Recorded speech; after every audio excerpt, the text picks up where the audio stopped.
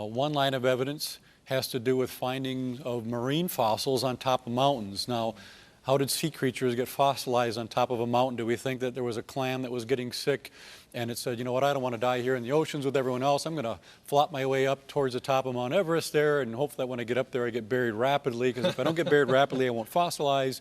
So it makes its way up there, gets buried, and then it turns into a fossil. Now, this is a pretty well-known thing, right? I mean, it's been known for some time that even on the highest mountains, there are fossilized sea creatures, marine creatures.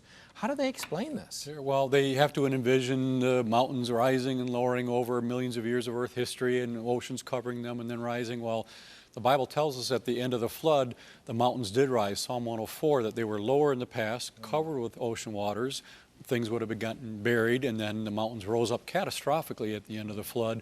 So you would have sea creatures, summit of Mount Everest, 5.5 miles up there, we have sea creatures buried. And again, that only makes sense in the context of a worldwide flood.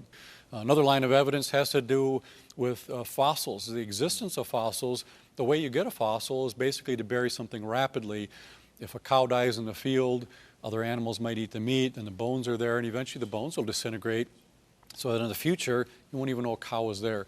But if it got buried rapidly in a landslide, the meat would again decay away, but the bones could fossilize.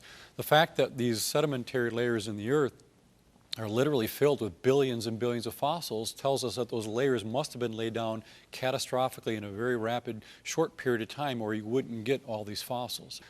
Then we have rapid or no erosion between the layers. Sometimes what the secular geologists will say is that, okay, fine, those layers, yeah, they were laid down fairly rapidly in water catastrophism, but then each layer, after it was laid down, sat there for millions and millions of years. Well, if that was true, as the layer sat there exposed to the earth for millions of years, you'd see erosion in the top of that layer. You'd see soil developing. You'd see what we call bioturbation, animals burrowing up and down in there.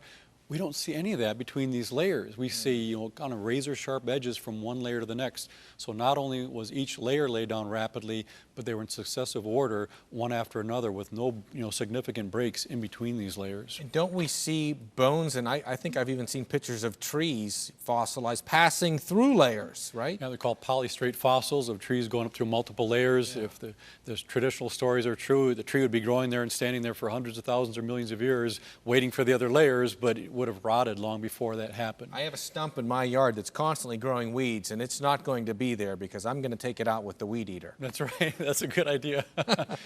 Then we also have greatly folded rock layers. My wife and I were able to go over to London in the United Kingdom earlier this year, and this is a picture that I took, and just for graphic sake here on the top, there's a little nub up there. That's a person standing at the top of there. Shows you how big this formation is.